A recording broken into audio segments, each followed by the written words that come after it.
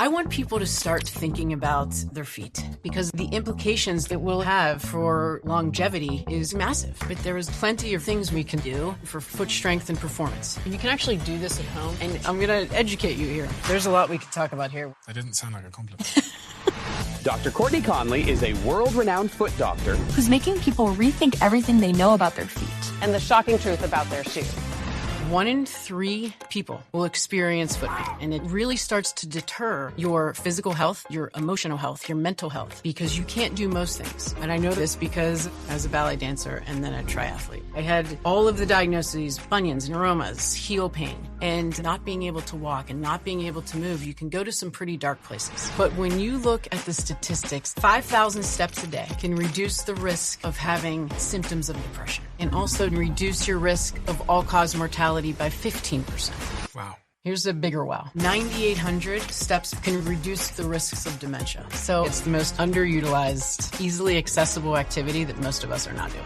What about footwear choices? Footwear has such a big implication on our function. For example, around 70% of children are wearing shoes that are too narrow. I've got a range of footwear here that most people wear. So what do you think of these shoes? You shorten the muscles in the back of the leg. What is the issue with wearing these? So they change the structure of the foot.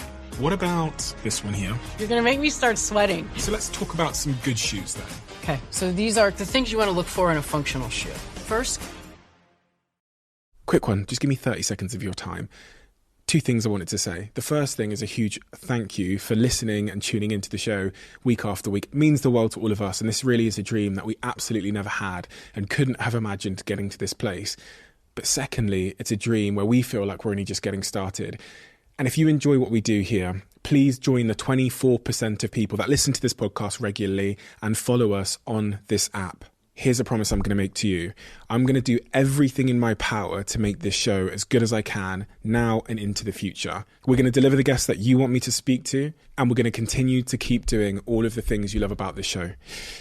Thank you. What are we getting wrong? And at what stage in our life do we get it wrong? It feels like you have a little bit of beef with shoes.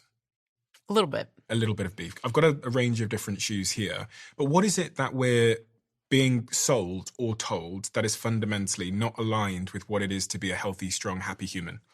I always say that if we started with our children and put them in the right footwear, I'd be out of a job.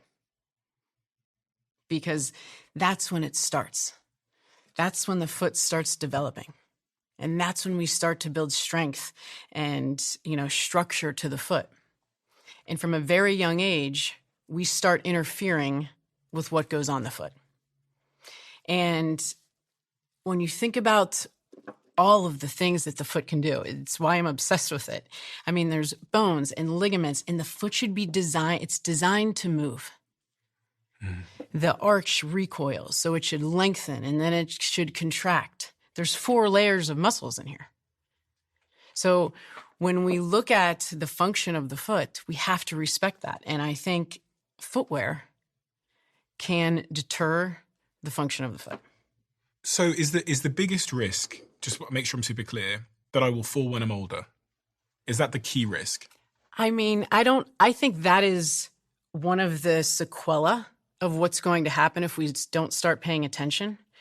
But when you look at function as a whole, things like walking, 1 in 3 people, and probably over the ages of 45, will experience foot pain. Yeah. So other than low back pain, there's really no other diagnosis that you'll see those types of numbers. And here's the issue with foot pain. You can't do much. You can't go for a walk. You can't go for a hike. You can't do most things. You can't walk to the mailbox when you have severe foot pain. So it really starts to deter your physical health, your emotional health, your mental health. So it's one of those things I'm extremely passionate about because it's not just about pain. It's about what happens when you can't walk and you can't use your foot.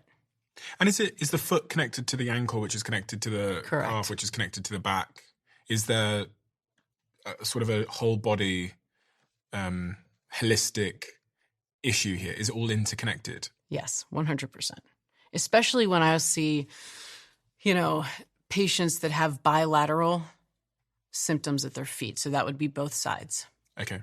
So, for example, if I see someone with bilateral bunions, which would be the bump on the inside of the big toe. Yeah. Okay. You have to ask yourself, where is this abnormal load coming from?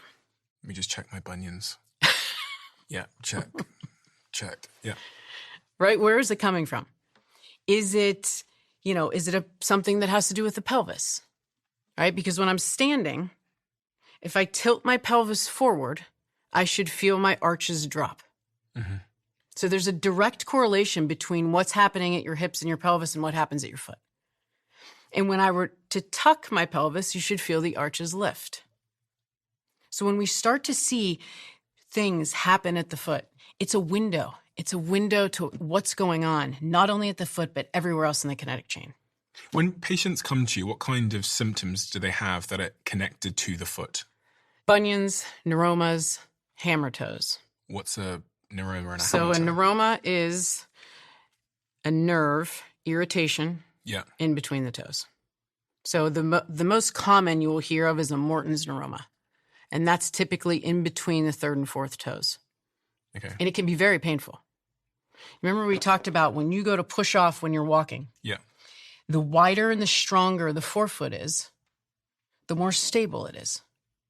So if I have a foot that doesn't have splay or that looks like this, and you're trying to push off of it, you can irritate the nerves within the forefoot. Okay. And you can develop these nerve symptoms at the forefoot. Very painful. What are the other types of sort of injuries or symptoms that people come to you with that you then route back to the feet? Hammer toes. Hammer toes, which is? The clawing of the toes. Oh, okay, yeah. Right, and this is what's cool about the foot, because it's the only place in the body where you can see aberrant loads. What does that mean? Abnormal load, dysfunction. Because you can't see it at the knee. You can't see it at the hip unless you were to take imaging, where you'd start to see structural change. But you can see it at the foot. So you should be asking yourself, man, why am I developing hammer toes? And maybe I should pay attention to that. Because bunions and hammer toes also will increase your risk of falling and also decrease balance. That's a problem. I had plantar fasciitis, which meant that I struggled to walk for a couple of weeks a few years ago when I was training for a football match. And that's really what started me on my journey of understanding the foot and trying to understand how to strengthen it so that I could be more active. Because if you've never experienced plantar fasciitis, which I'm sure some of my listeners have, it really is an awful, awful thing. What's the rest of the list of those kinds of injuries that people can get from having a weak foot? Is there anything else that we haven't covered?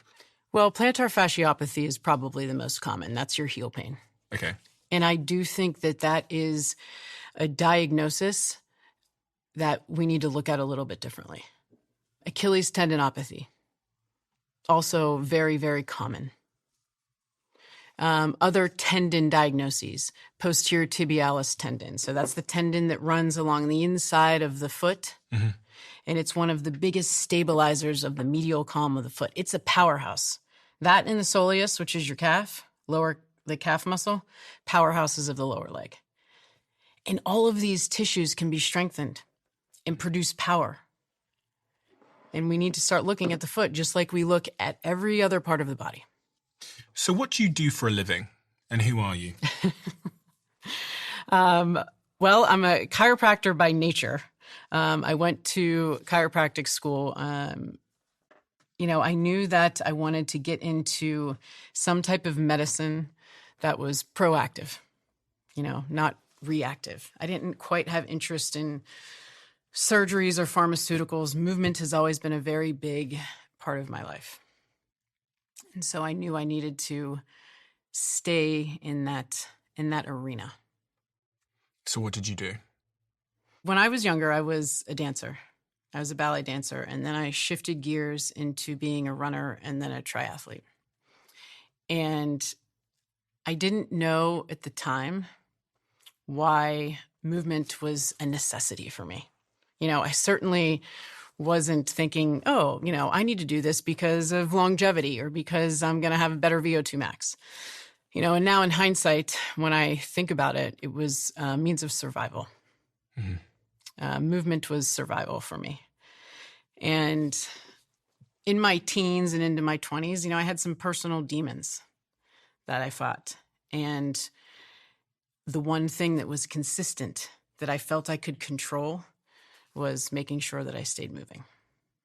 And the problem is when you have foot pain, you can't do that. And because movement was a lifeline for me, it was a mode of survival.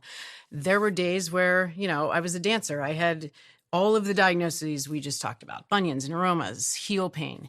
And when you tag on day after day of not being able to walk and not being able to move, you can go to some pretty dark places. And so it was a mission of mine to figure this out and figure out how I can personally be able to continue to move, but then also be able to hopefully help other people. It got tough for you, didn't it? I can see it in your face. Yes. Because for this to matter this much to you, then it's personal to say the least. It changed my life. When I think whenever we have a passion, there's always this quest personally behind it. And so I saw what it did for me. And then over the past 20 years, being able to see what it has done for my patients is why I'm even more hard-pressed to get this information out there. Walking. Yes. We don't do much of that these days. It seems to have gone out of fashion with all the Ubers and the other ways to get around and all the sedentary behavior that we do living and working in offices. What should we know about walking and how important it is? Because I'll be honest, I don't walk that much. Yes, it's I always say it's the most underrated, underutilized, easily accessible activity that most of us are not doing. If you look at the research on average step count that most people globally are taking, it's about 4,500 to 4,900. Okay? Mm-hmm. Which means that there's a lot of us that are taking less than that. So when I'm working with my patients, we always look at baseline numbers. What's your baseline? So for example, if you had a person who was walking 2,500 steps a day, some of us would be like, wow, that's not a lot. Mm-hmm. But for a lot of us, it is. If you were to walk an additional 500 steps in a day, your baseline's 2,500, you can reduce your risk of cardiovascular mortality by 7%. Wow. Here's a bigger wow. If you have 1,000-step increase, you can reduce your risk of all-cause mortality by 15%. Dying of anything? All-cause mortality. 15%, that's a big number for 1,000 steps. Mm. So I have a story for you. This is a patient of mine, and it just, it warms my heart to talk about him because when I saw him, he was 2 years into a diagnosis of heel pain, 27 years old. So he had gone to see a bunch of people, and the last doctor that he had seen told him to limit his step count to 2,500 steps a day. Why? To rest the foot. Now, this is chronic pain now. We're not talking acute heel pain. We are 2 years into this song and dance. And he's being told at 27 years old to take 2,500 steps a day. So he comes into my office. We're talking about all of this. And he's also a quadruplet. So it was one of the first quadruplets I think I've ever treated. So he has, why I think pain is so difficult. It's so complicated because now you have this 27-year-old who's seeing his siblings who are at 27, like enjoy their life and doing all these things. And he's being told he can take 2,500 steps a day. So he's now living in his father's basement. And he's afraid to go above 2,500 steps. And he used to tell me, he's like, I cry a lot. I'm depressed. And wouldn't you be if... So there wasn't any magic exercise that I was going to give him 2 years into this. There wasn't any magic orthotic or magic shoe. He had done all of that. Shame on me if I would have done the same thing. So we had a conversation. And I knew I needed to get him outside and I needed to get him walking. That was my goal. Forget about the heel pain. We didn't even focus. We didn't even talk about the heel pain. I knew I needed to get him outside and start loading his foot. 2 years, this foot, by the way, when you're walking, 4 to 6 times your body weight. It can handle 4 to 6 times your body weight when you're walking. But you don't load it appropriately and muscles atrophy.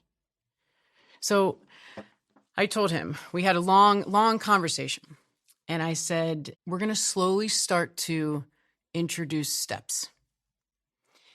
And if you think about this, if we were to say, add 1,000 steps a day, to some people that might not sound like a lot. But to someone who's taking 2,500 steps, that's almost 50% of what they're doing. So we introduced the concept of a micro walk, which is a 5-minute walk.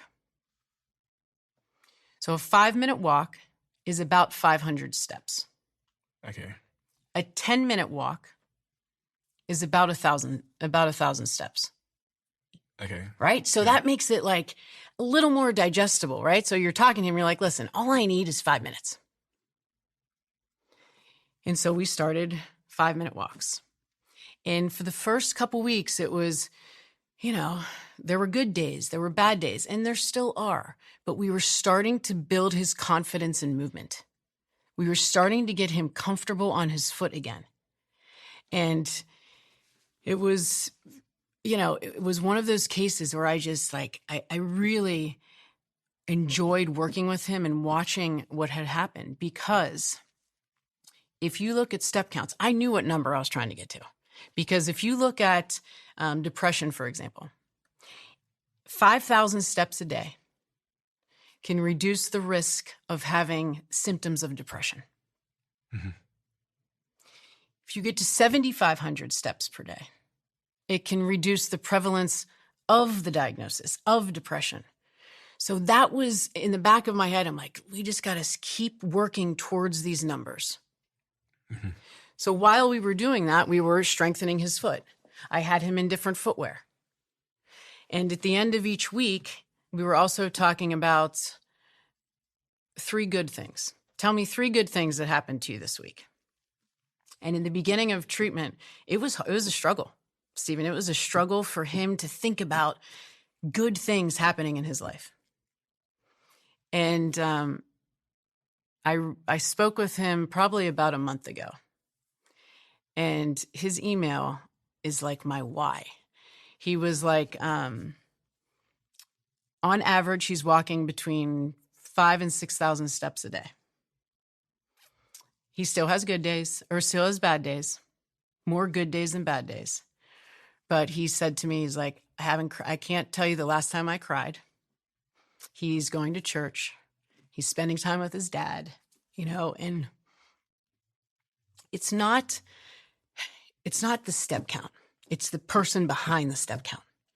And that's why I think this stuff is so powerful. I saw it change my life. I saw what it does to my patients. I mean, it has the capacity to improve not just your physical health, but how you interact with the world. It has a completely different meaning when you understand the real sort of human consequences it can have on someone's life, for better or for worse. And it's not often until we have some kind of injury or issue that we realize that our feet and ankles were there. Yes. And that's certainly been the case in my life. It wasn't until I got plantar fasciitis that I was like, oh my God, I should have been doing something about this sooner. And then, as I told you before we started recording, I've currently got a high ankle sprain. Mm-hmm. So I've pulled some ligaments in the top of my ankle, training for this game called Soccer Aid.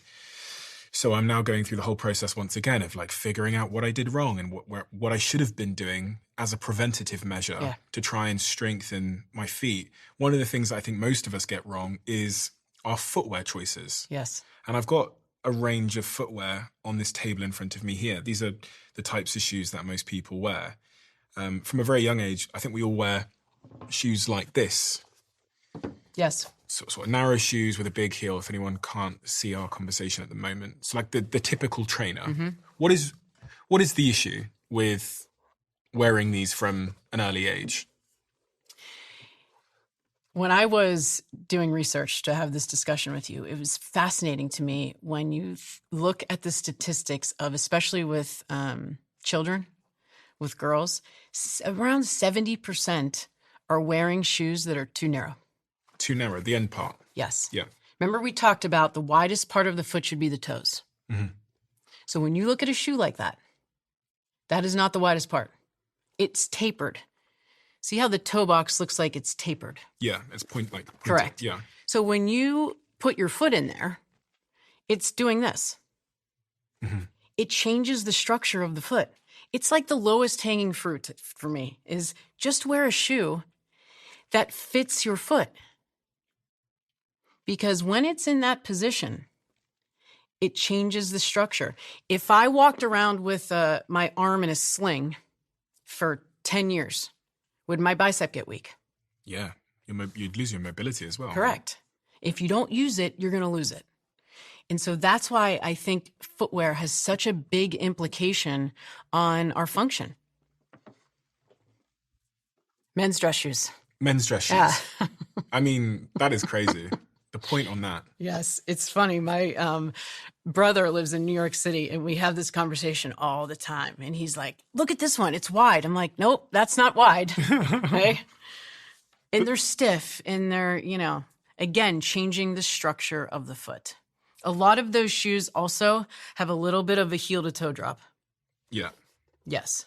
Yeah. So that is when the heel to toe drop. So the heel and the toes sit in one plane. But when you have a higher heel to toe drop, it's like you have a mini high heel on. Yeah. And what's the problem with that? Well, if my foot is supposed to sit flat, I have tissues in the back of my leg that are in a good length tension relationship. I have even pressures across my foot. Yeah. The second I go and change those things, where I go into a heel, you put additional pressure on the front of the foot. You shorten the muscles in the back of the leg. So you start changing the function and the structure of not only the foot, but everything that sits above it.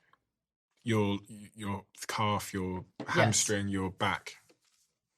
Do you see a lot of back injuries that are relating to things like heels and... Yes. You do? Mm-hmm. It's all, I see mostly people come in for foot pain. And I always say to my patients, I wish it was just about the foot. I wish I could just look at your foot and say, this is what it is. It's all right here. But it's not.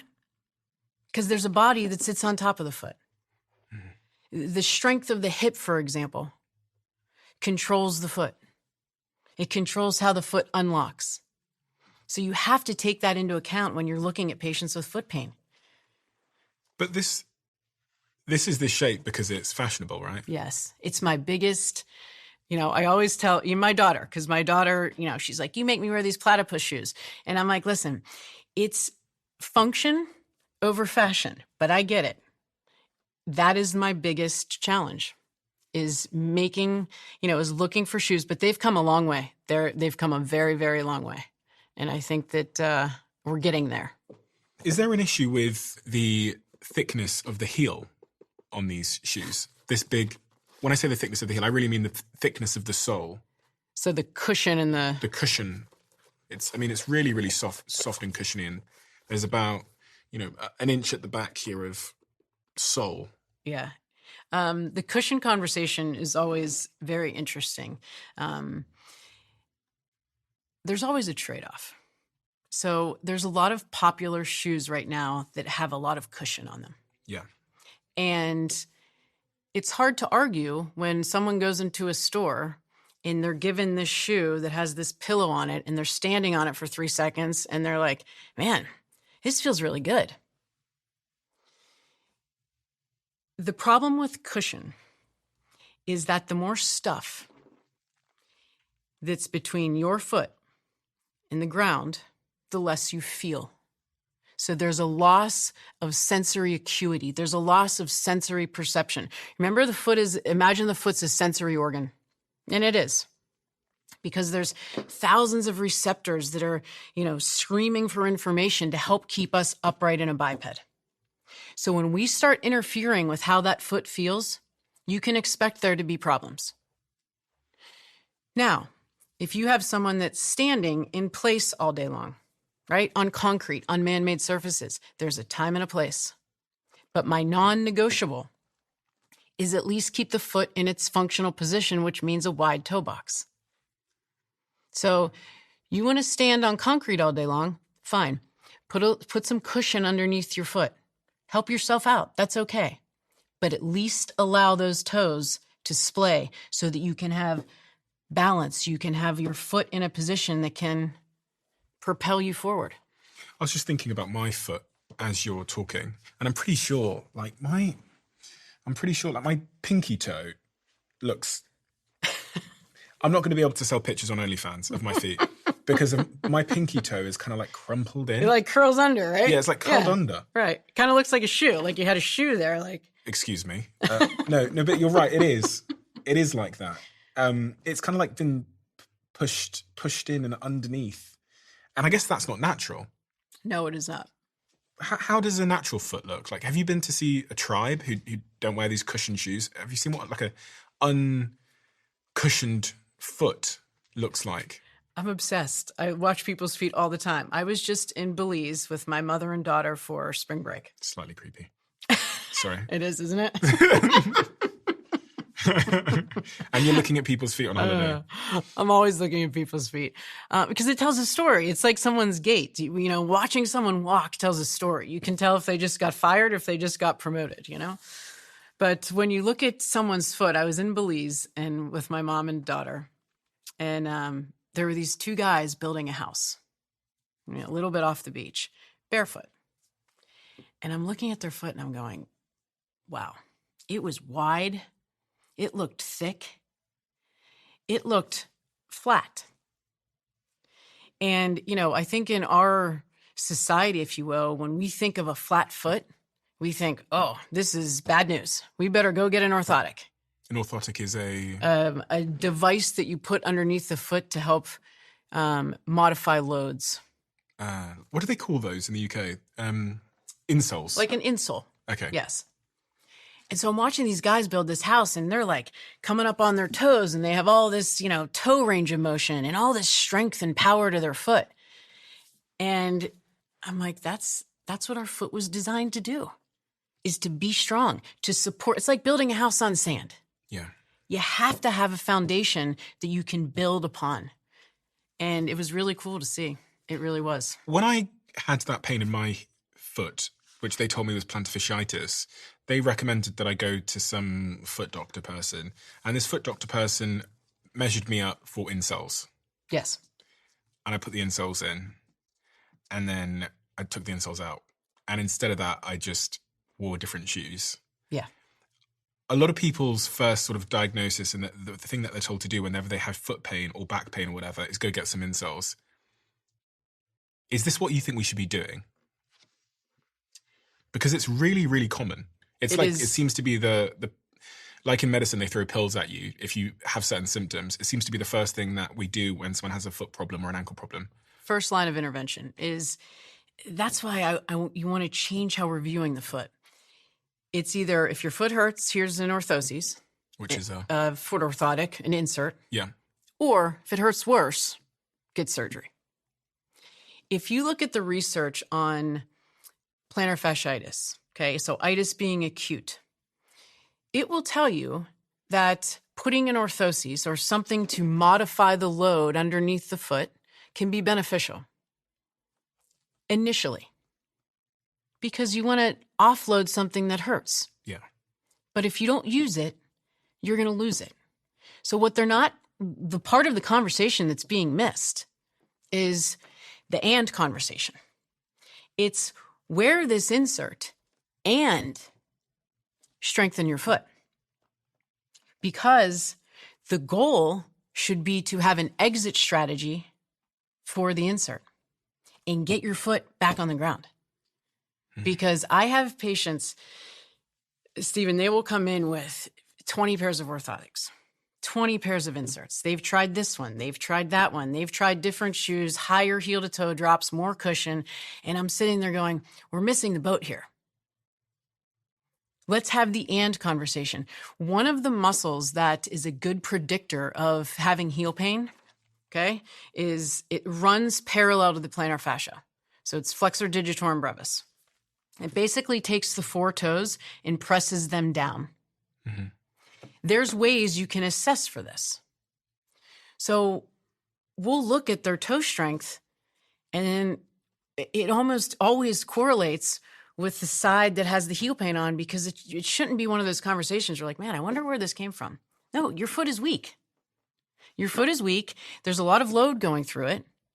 And the structures are, getting beat up. There's something Daniel Lieberman said to me, which I've never forgotten. He said, if you took a child and you put them in 2-inch thick gloves from the day that they were born, and then you took those gloves off at 30 years old, can you imagine how deformed their hands would be? Right. And that's like very much the way that we live our lives. We spend pretty much all day wearing these big cushioned shoes that sometimes have these heels on. So it's no wonder that so many people are getting foot problems, ankle problems, back pain. Yeah. So 1 in 3 people. 1 in 3 people. Foot pain. I mean, it really is a statistic that we need to be paying attention to. We use this word plantar fasciitis, but we didn't explain what it is and what the symptoms of it are. Is it essentially like pain in the heel of your foot? Pain in the heel, yes. And they've played around with, the terminology, it being at plantar fasciitis, so more of an acute issue, versus plantar fasciopathy, because oftentimes these cases will turn into, having heel pain for very long periods of time. Yeah. So then you have to treat it differently. You don't treat something that's acute the same as you would treat something that's chronic. And so you have to look at, how can I build the resiliency to the foot? How did it happen? How did all of this happen? How did plantar fasciitis happen? Like, how did I get it? So I'll tell you what I was doing. I was living my life as normal. Yeah. And then I started training to play for this soccer game. And I started training maybe twice a week. And then maybe by week 4 or 5 or 6, I get this horrific ongoing pain, which lasted throughout the entire day, where I couldn't walk easily. It was especially bad in the mornings. And I thought I'd like broken something or ripped something in my foot.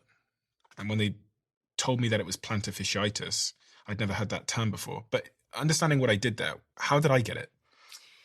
When I hear very similar stories with that diagnosis. There always seems to be some impetus of, I added load too fast, too soon. Mm-hmm. I went on a longer hike. This is one of my favorites. I went barefoot during COVID around my house, and everybody wanted to blame the fact that, don't ever go barefoot. And I was like, maybe it's just because your foot was weak and you weren't ready to handle these loads. You add loads too fast, too soon, and the foot just says, you know what? You weren't ready to give me this amount of load this quickly. Okay. And that's, when you asked me earlier about why do we need to pay attention to our foot strength? Is it just because, we want to prevent falls when we're 70? This is the why. Because we want to have healthy feet, strong feet, so you can say, hey, I want to go play a soccer game and I don't want to worry about having plantar fasciitis in my 30s. Mm. Or, now with this ankle sprain that I have, pulling my ligaments, which takes you out of activity for so long, which is horrific. That's like a big part of this, which is if you get an injury, if you get a bad injury, if you get like an Achilles tendon issue or you tear a ligament like I have, or even plantar fasciitis, the inactivity that stems from that causes a bunch of downstream issues. So my muscles are going to atrophy. I'm going to lose muscle over this next couple of weeks in my lower half. I'm going to get probably a little bit lopsided because the injury is on my right side. So now my left side's having more of the burden. My lower legs, my upper legs, my lower back is probably susceptible now to some kind of injury as well. And it feels like, this downward spiral of injury just because I didn't strengthen my foot. What do you think of these shoes? These are women's heels, but listen, anyone can wear them. It's 2025.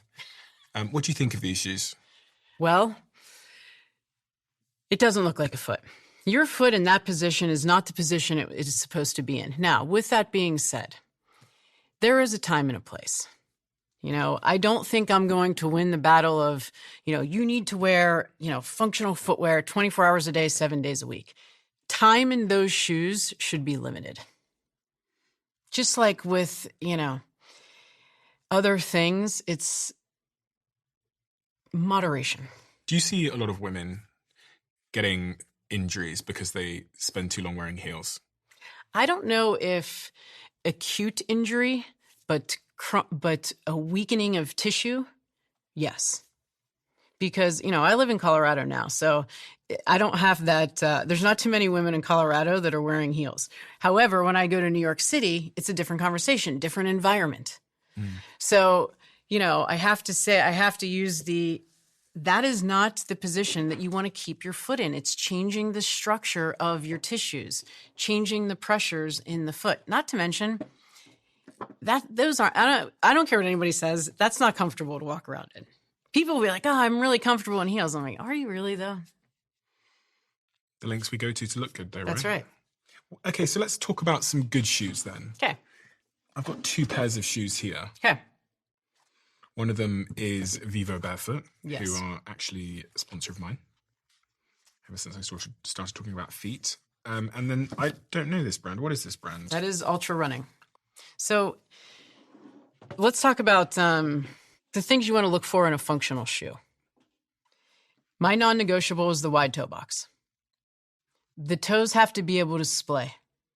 When you think of all the diagnoses that we talked about, bunions, neuromas, hammer toes, when the forefoot can splay, the foot's going to function better. So that's number 1. Number 2 is having the heel and the toe in the same plane. And number 3 is having a shoe that is thin and flexible. When you wear this type of footwear, I call this a workhorse shoe because there is more loads going through all of your tissues, through your bones, through your ligaments, through your tendons, through your muscles. So your foot gets stronger when you wear this type of footwear. There's research on that. Now, you have to earn your right. This is the plantar fasciopathy conversation. You can't go from wearing a aggressive, high cushion shoe, like this one here, with an insert, for example, and say, oh, this stuff makes sense. I'm going to go take that off and I'm going to go wear this 24 hours a day. You won't like me. Why? Because you'll say, hey, my heel's hurting.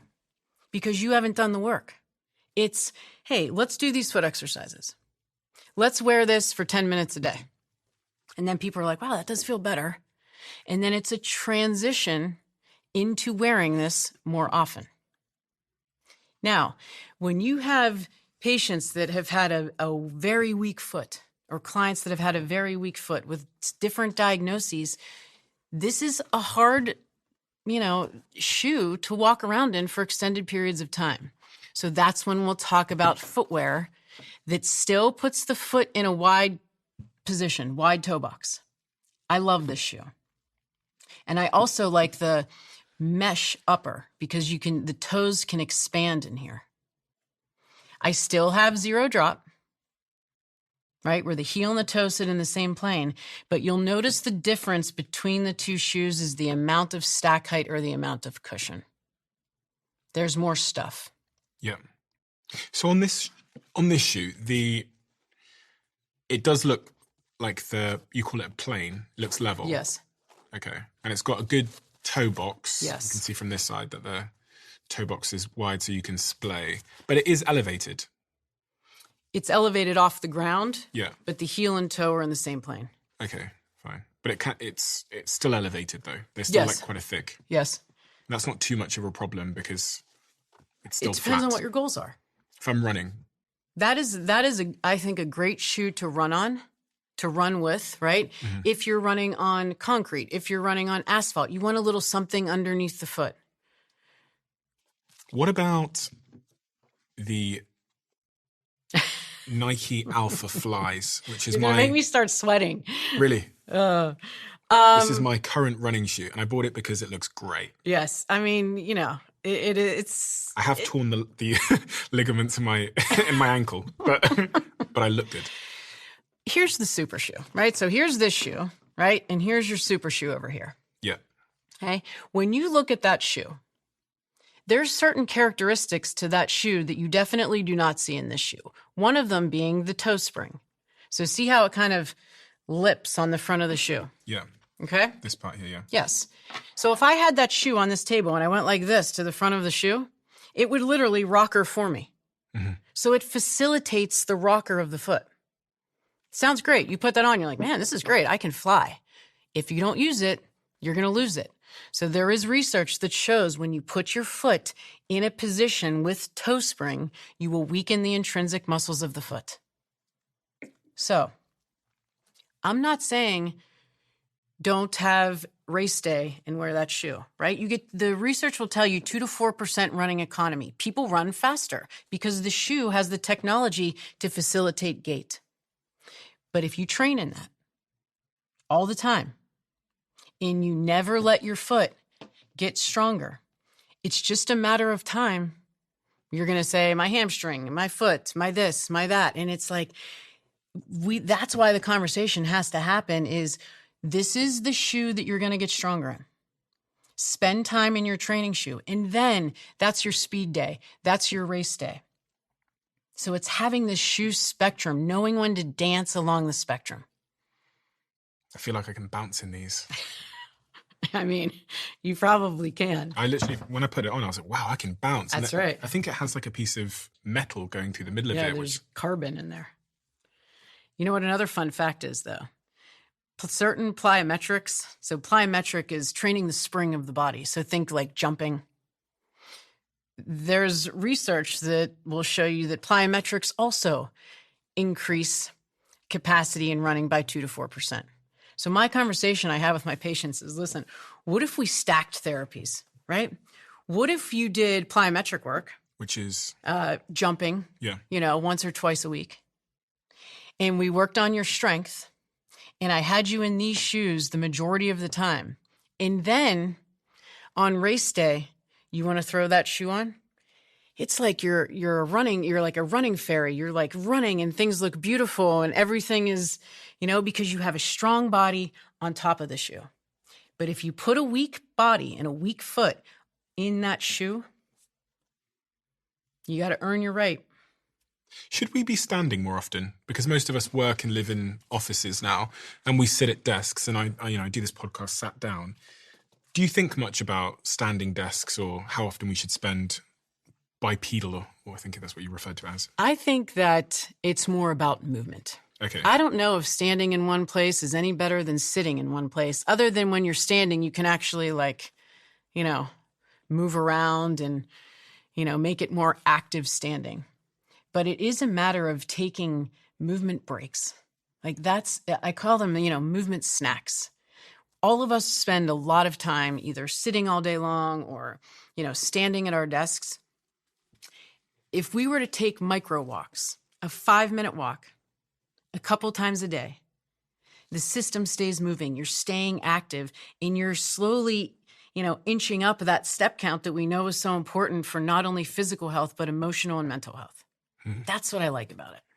I think you mentioned there was an association with movement, walking, and dementia, yes. Alzheimer's risk. What does the science say there? When you look at step counts, if that was going to be our baseline, 9,800 steps per day can reduce the risks of dementia. But what I think is the cool part with that is 3,800 steps, you get 50% of the maximal benefit. So if you were to, let's just call it 4,000, shoot for 4,000 steps, you're going to get a benefit. Mm-hmm. A 50% benefit. And some of my favorite research on looking at that population with walking is relationship walking. There's really cool studies looking at walking in groups for the elderly population and how that has a social connection, and it improves their emotional health, and it combats loneliness and feelings of isolation. And that is the beauty of a walk. Run clubs are getting incredibly popular at the moment, aren't Yes. they, all around the world? Are you seeing more and more people come to you as a result of that? Yes. I think also, it was interesting. I was working at the running event in Austin, Texas, and I was teaching there. And so a lot of the shoe stores were there. And one of the bigger shoe stores had said that the majority of their clients now are actually walkers and not runners. And I thought that was pretty interesting. And I'm thinking to myself, I wonder why that is. Like, are more people reverting to walking because they're getting injured when they're running? Are they, I'm making all these conclusions in my head. I'm like, well, is it because we're going in the wrong direction with footwear? Because we're creating this shoe that is basically doing the work for us and it feels so good, and, people aren't putting the work in anymore? I don't know, but I'm certainly going to do my best to change that. You brought me a box, which I have Yes. here in front of me. Foot health kit. Yes. That's what it says on the front of the box. Foot health kit. I mean, what is in this box? It's like my little bag of treats. When I started doing this, it was funny. This is what you give people as a bag of treats. That's right. For their birthdays and stuff. I want people to start thinking about their feet, because I think there's such implications for their health. And I wanted to make it easy, because when we think about all the things we need to do to stay healthy, it's like, I have to strength train. I have to, eat this. I need to VO2 max. I need my cardiorespiratory fitness. There's a lot. So I wanted to make it easy. So I, first, one of the things that is in there are toe strengtheners. So I'll pull them out of the box. So those are toe spacers. toe spacers. Yes. So is this all the same thing, right? Yes. So these are toe spacers. Correct. And then there's this. Yes. What's this? Those are toe strengtheners. Toe strengtheners. Okay, so that's Yes. my toe workout. Yes. There is this thing. A band. And then there's this ball. Yes. So this is my foot gym. That's right. Can you show me how this stuff works? Absolutely. Okay, so these are my feet and these are my ankles. So I had plantar fasciitis in, I believe it was this foot actually. And then right now I've got a high ankle sprain, which is some kind of ligament here has been torn. And they told me that it's torn on all three sides. So I've been in a boot for the last couple of weeks, but I've taken it off over the last week or two. And I was on crutches as well. The minute I took my socks off, you became fixated on my feet. Yes. What do I need to be thinking about? And what can you see just by looking at my feet? When you're looking at this foot here, you can start to see this little bump here. Mm-hmm. You can start to see bumps on the top of the big toe. Mm-hmm. Okay, and the diagnosis is a hallux limitus or a hallux rigidus. And basically what that means is that you have formed arthritis on the top of the toe. So it prevents you from getting that full range of motion that we need when we walk and run. Okay. Okay? If the bump goes out to the side, that's what we call hallux valgus. That's the bunion. The bunion, okay. Okay? So that's why the foot is a window to mechanics, because you can see loads, aberrant loads, right? Why is this forming here? So, one of the first things I want to look at is how much range of motion. The big toe, it's all about the big toe. When we're walking, we put a lot of loads and force that go through the big toe when we walk. You should have about 40 to 45 degrees to walk out of that big toe. So here's Eddie. Here's 45 degrees. Up. Up. Okay. Okay? So, yes. So what I want to see is how much range of motion. Can you see how he's off the ground though? I want the ball of the big toe on the ground. That's a good amount of range. That's the first nice thing you've said about my feet. We're just getting started. I'll find something else. And then you want to look at toe dexterity. So in other words, can you isolate your toes? So can you lift just your big toe on the right? Good. And then on the left. That's actually quite hard. Like, I've never had to do that before. It's funny because when you'll see people that have poor awareness to their feet, when they try to lift their toes, you'll see them like their hands. I'm like, your back isn't going to extend your toe. Okay. And then put your big toe down and then extend your 4 toes. Yes. No, that pinky is not, that's not listening. There you go. And here. Okay. And then what I want you to do is you're going to lift up all of your toes and spread them. And you can see 2, 3, and 4, right? They don't want to spread as much. Earlier, we talked about those neuromas. The neuromas live within the toes here, right? Right in between the toes. So if we have issues with nerve problems here, you got to be able to splay. So you wear Vivos. You know, when you allow your foot to be in a shoe where the feet can actually splay, you'll start to see changes. But imagine if you were in a shoe where your foot, I mean, I was at an expo working a couple weeks ago, and this woman came up to me and she's like, man, I can't figure out why my foot hurts. And I took her shoe off, and I'm telling you, her foot looked like this. It looked like a shoe. And I took a picture and I showed it to her, and I was like, does your foot look like a foot or does it look like a shoe? We don't really know the difference these days. No. Because remember, the widest part of the foot should be the toes. So that's what we want to look for in the front of the foot. We also talked about that muscle. What side did you have the heel pain on? I believe it was the right side. So one of the things we'll do, and you can actually do this at home. You could use like a credit card. So in my office, we can actually measure that. But if you were to do it at home, you just take a card and put it underneath the toe. Okay, and make sure you're lined up here. Yep. And some people will also do that. See how you're like holding your leg, just the toe. And then I'll try to pull the card out from under you. And I shouldn't be able to do that. I should feel some tension. And then I'll ask the patient, where do you feel this? What's working? And if they say, my hip, my quad, it's wrong guy. We're talking about the foot. So you should feel that in the arch of the foot and maybe into the calf. Okay, big toe, flexor hallucis longus. This guy, by the way, this muscle starts over here.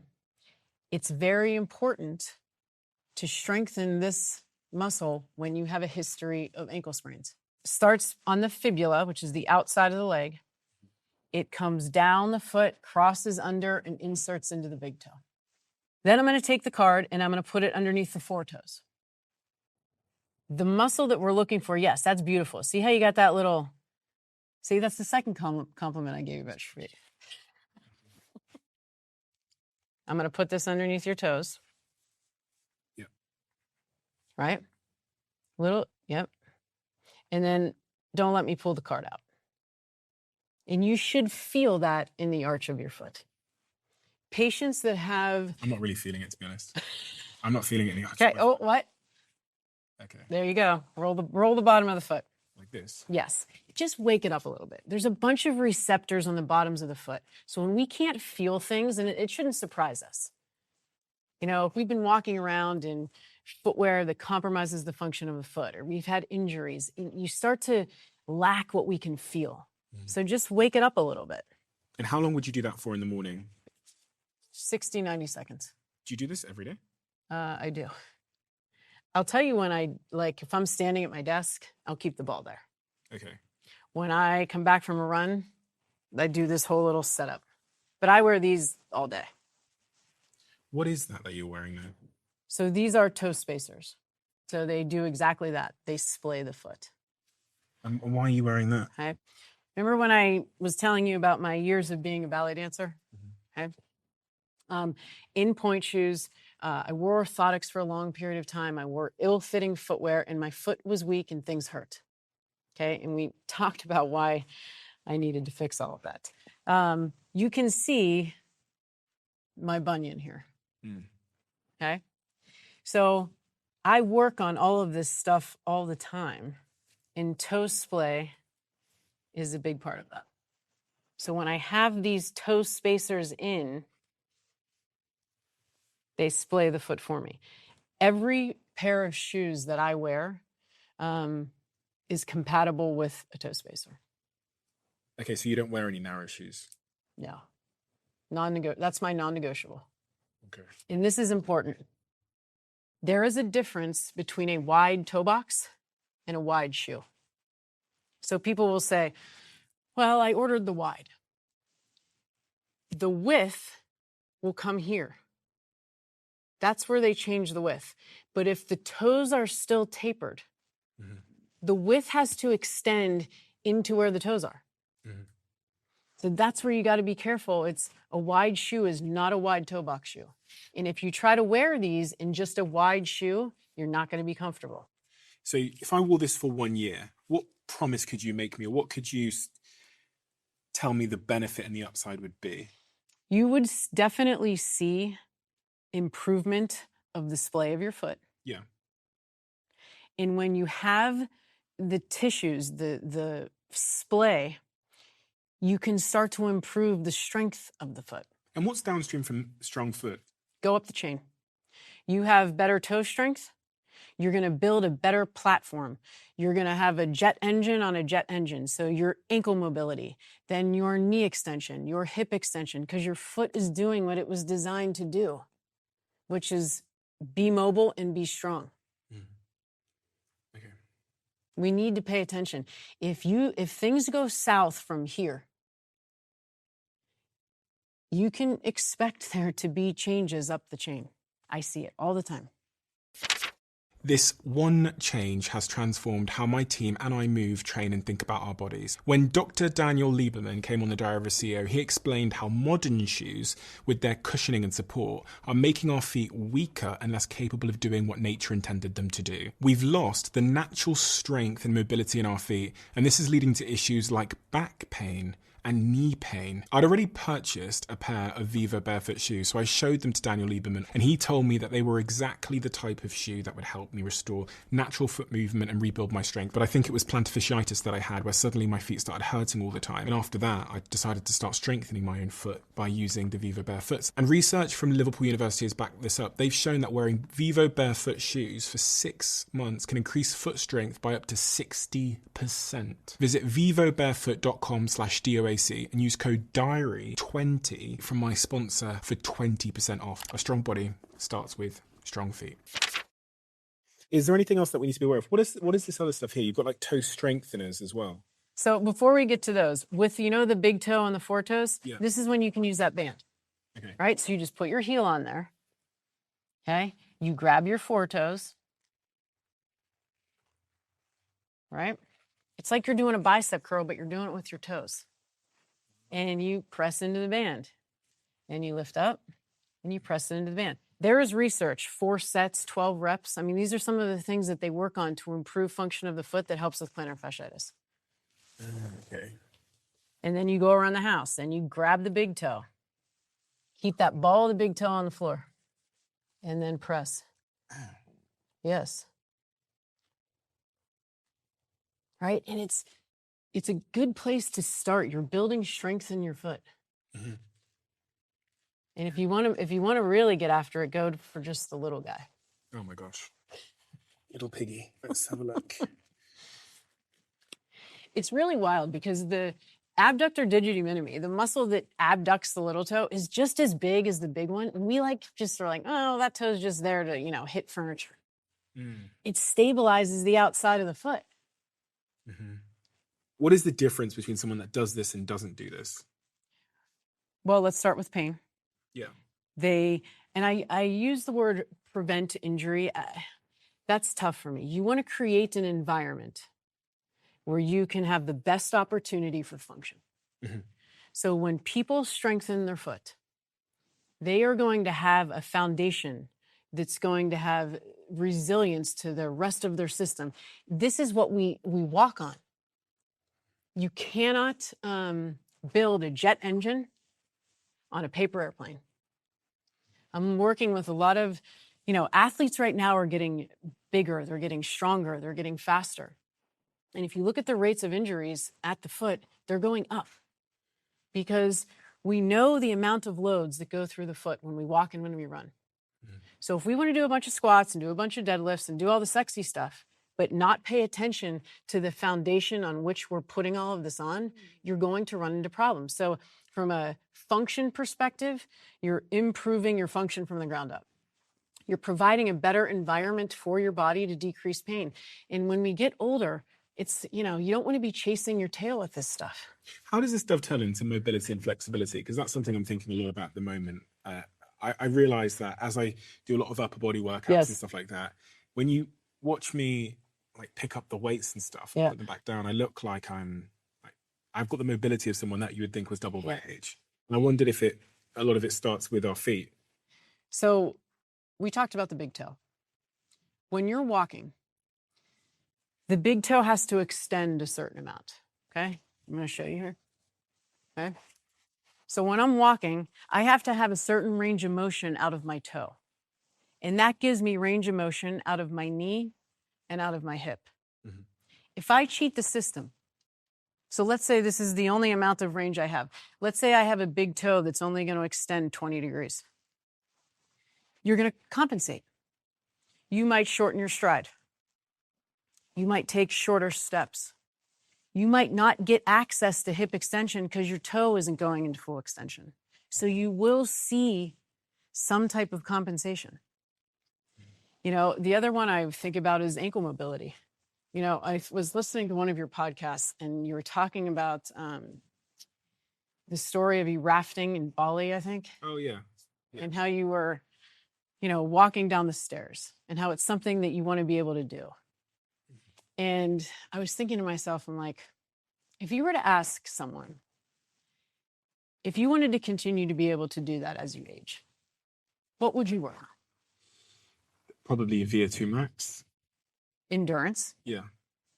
Your hip strength, maybe. Yeah. Right? Your core strength, your hip mobility. I think very few people would say ankle mobility and toe strength. But here's the deal. If you don't have good toe strength, where are you going? You could be falling. If you don't have good ankle mobility, same thing. So ankle mobility is a big one. Also, it gives us access when we squat, when we go up and down a stair, even walking. So what do you mean by ankle mobility? Do you mean my ability to go like this? This dorsiflexion.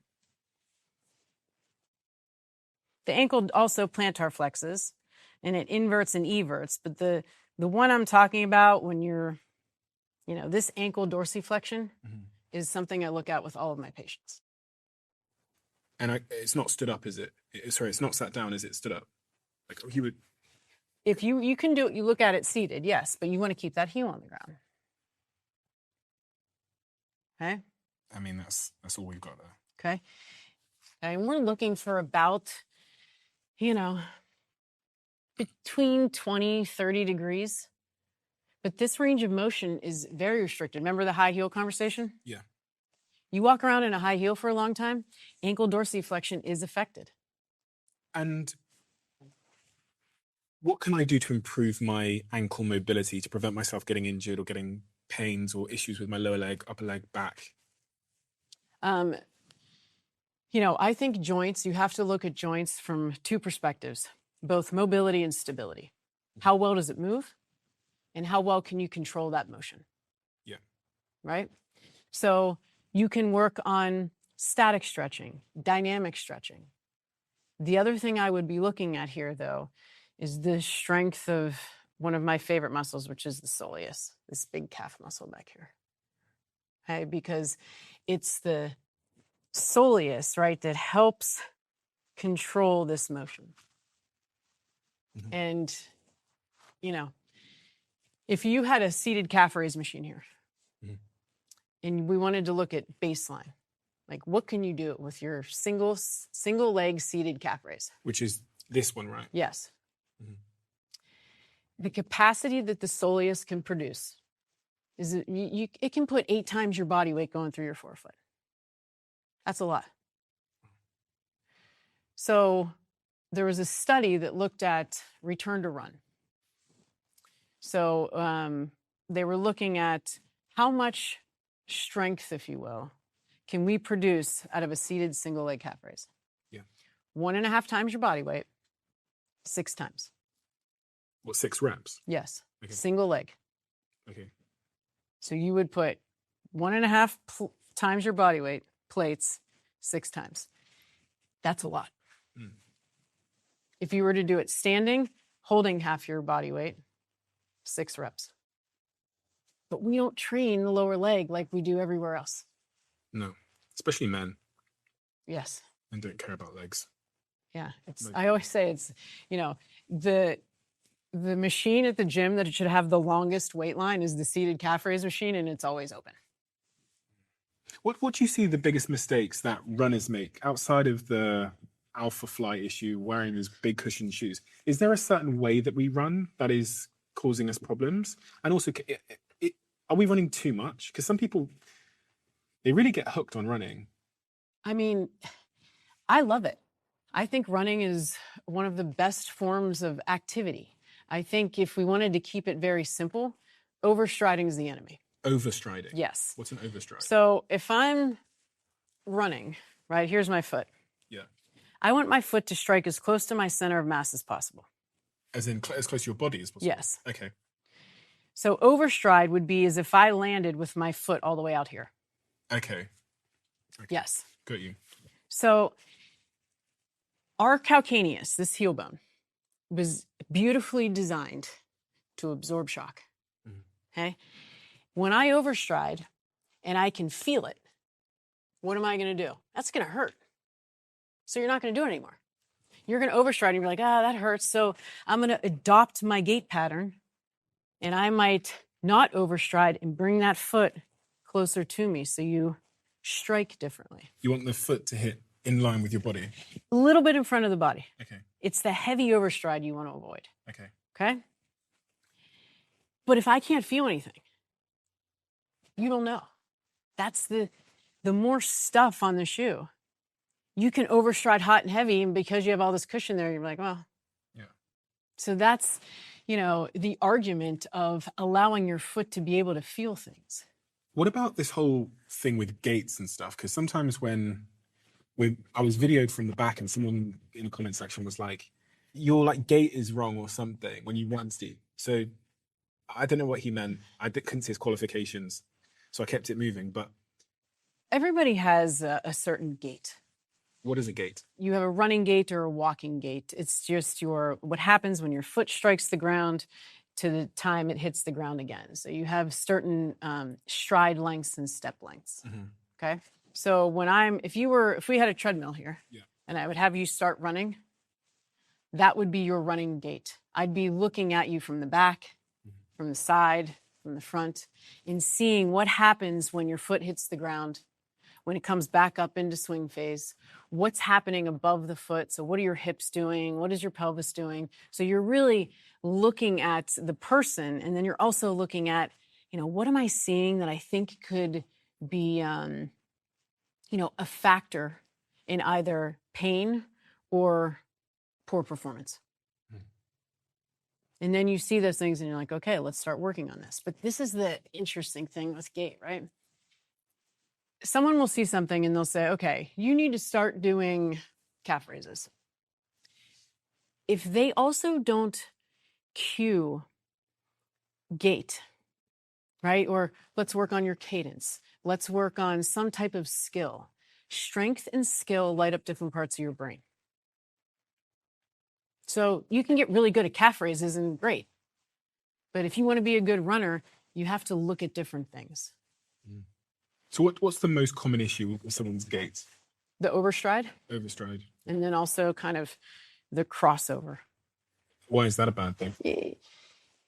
It takes away some of that efficiency. So oftentimes you can see, if someone's crossing over, when they land, they'll have more of this kind of collapse through the extremity, if you will. Okay. We want to control the foot when it hits the ground. That's why the hip conversation, right? The hip controls what happens at the foot. Are we supposed to be barefoot? We are supposed to let our foot function how it was designed, and that is letting the foot feel the ground. Now, we live on man-made surfaces and we walk around on concrete. So for me to say, yes, we should all be walking around barefoot, that's a conversation that's difficult to have. Mm-hmm. But the stronger that your foot becomes and the more resilient that it becomes, you can handle these things a lot better. And it makes interacting with your environment so much more fun and easy. Mm-hmm. What are these? Okay. My daughter was a rock climber, and she was up in her room one day, and she had the bands around her fingers, and she was like strengthening her hands. And I was looking at it, and I was like, man, I want one of those for the foot. And I'm looking for them, and I couldn't find them. So I said, well, here we go. So I designed these, and they're different resistances. Mm-hmm. So it's the same concept as you would with your hands. You just put them around your toes. Okay? Give me the easy one. Which one's easy? That's the easy one. Okay, here we go. Are they all the same size? Would you need different sizes for different size feet? Nope. So when your toes splay, you can slide those on a little easier. My little piggy is completely redundant. It's doing nothing. It feels like it's disabled. Well, we're going to change that. Okay? Yeah. So when you lift up all your toes, try to get your big toe to touch my finger. Yes. That's abductor hallucis. That's this muscle right here. So people that have like bunions, it's like just strengthen that muscle, right? So that guy goes in and you hold right there. So now you're strengthening inside of the foot. Mm-hmm. You're strengthening the muscles inside the arch of the foot. If you can get that little guy to go out, you're going to strengthen this guy. So you're just going to lift all your toes. Good. And then spread, reach them forward. Try to keep the tripod of the foot, though. Okay, so I'm trying to lift all your toes, but keep that tripod. 1, 2, center of the heel. So lift. Yes. Yes, yes. And spread. Yes. Now press those toes to the ground as you spread them. Lift. Spread. Reach. Yeah. Oh, that's pretty. Thank you. Okay, so, and that gets, you've got ones that get incrementally harder. Yes, so this would be harder, this would be hardest. Okay. Right. So we're doing like 30, 40 reps a day. That's how you'll know someone needs to work on this, because they can't keep those points. So they're kind of like, it looks like their foot's on an ice skate. Yeah. So that's the front of the foot. Yeah. When you get into this part of the foot, the rear foot, there's certain things you want to pay attention to. We already talked about mobility at the ankle. But you also want to look at what happens when that heel comes off the ground, because this is when all the magic happens. Because the foot engages, the intrinsic muscles engage. It's basically like I'm getting ready to propel forward. So there's certain muscles that you want to have some good capacity to be able to get your foot in this ready position. So 2 we can talk about is one that runs along the inside. Mm-hmm. And then this is posterior tibialis, one of the very big stabilizers of the arch of the foot. And his best friend, which is the soleus. Those guys help do this to the foot, help invert the foot. Mm-hmm. Okay? So go ahead and stand up for me. Put your foot in here. I'm going to put this around your ankles. Oh. There you go. Okay. Spread your feet a little bit. Toes pointing straight ahead. Which, by the way, we want to talk about gaits. When I'm moving from point A to point B, my feet should also look like they're moving in this direction. If someone's walking like this. With their feet pointed out. Correct. Yeah. I want to know why. Mm-hmm. Do they have a bone in their lower leg that's rotated out? which could happen. But if not, you don't get to walk like that. So we want the toes pointing straight ahead as long as there's no compromise structurally. Okay? So what I want you to do here is you're going to keep the ball of the foot on the floor. Mm-hmm. And I want you to drive your ankles almost like you were going to sprain your ankle, right? So you're going to push into that range out. So you're going to take your ankles and drive them into the band. Into the band? Yep, watch me here. Okay, so here, this way. Yes, now keep that big toe on the ground. Yes. Yeah. See, there's your other compliment. That didn't sound like a compliment. But what you should feel here is that when you increase the arch of the foot, you should feel it also in the hips. I feel like I just don't have an arch on my foot. I don't know, it's weird. I don't feel like I can... How about this? Put your hands on your chest. Rotate to your left as far as you can. Keep your feet on the ground. See, that's pretty. See that arch? Yes. Now go this way. So that's another way to work on how the foot feels, because the foot should change shape. It should lower, and it should increase the arch. So do you recommend people do these types of exercise frequently? Oh, yeah. I mean, how often do you do it? You're standing at your desk. You know, here's your movement break. You rotate 20 times. Let your foot change shape. Do your toe yoga. Big toe, 4 toes. Lift all your toes, spread them, and reach them forward. My physio gave me a towel and he put it on the floor and he said I had to like grab it and pull it up and grab it and pull it up as part of my recovery from my injury. Do you ever tell people to do that?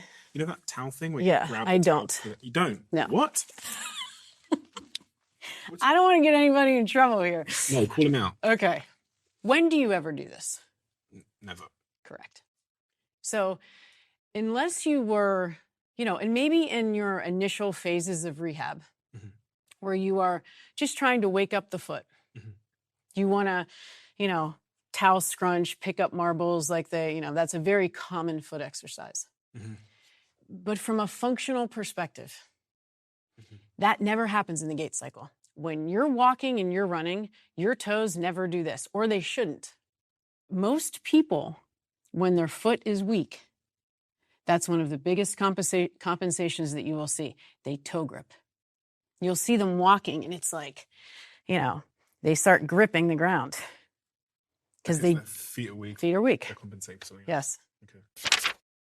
I made the biggest investment I've ever made in a company because of my girlfriend. I came home one night and my lovely girlfriend was up at 1 a.m. in the morning, pulling her hair out as she tried to piece together her own online store for her business.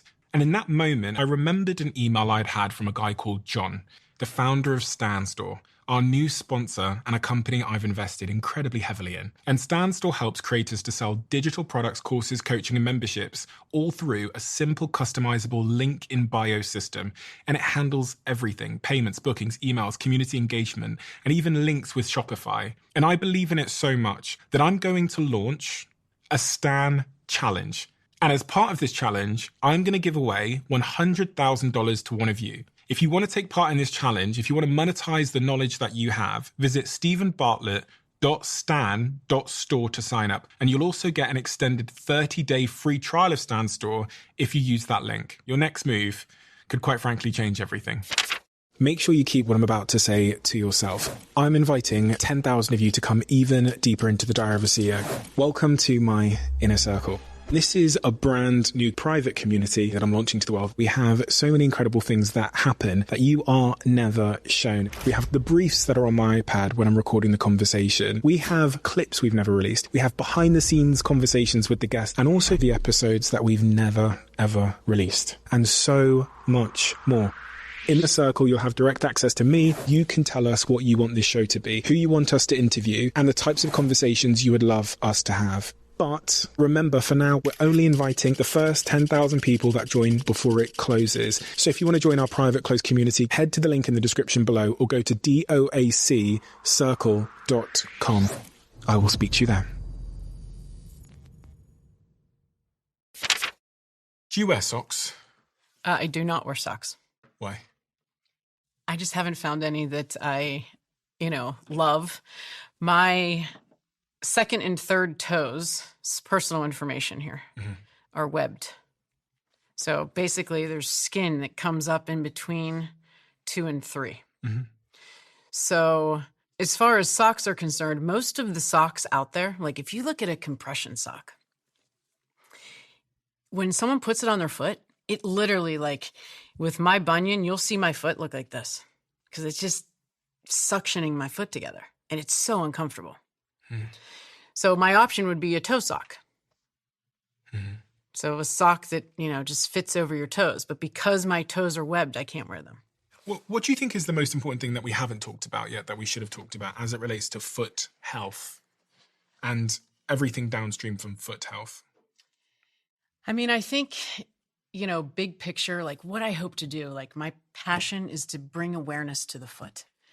Because when we start doing that and we pay attention from getting stronger from the ground up, life gets easier. And I mean that not just physically, but just like we talked about wellness, because you're able to move and get out there and walk and run and move like you want to. So that's kind of the big picture here. I think we talked about the importance of foot strength and foot mobility and driving home the importance of footwear. I think the biggest, or maybe the lowest hanging fruit for people is if this kind of work seems overwhelming, like I have to strengthen my toe and do all this stuff, just wear a shoe where your foot can feel the ground and your foot can be in its functional position. Start there. Because the research will tell you just doing that, you will start to improve the strength of your foot. And I think that's key. And start small. Transition.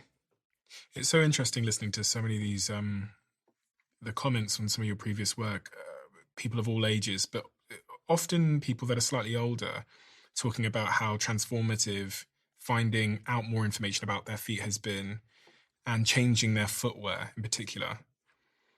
Reading this one comment here from this guy, says he's 65 years old, and when he discovered the zero drop wide box toe shoes, he lost all the pain in his feet, ankles, knees, and hips within a couple of months.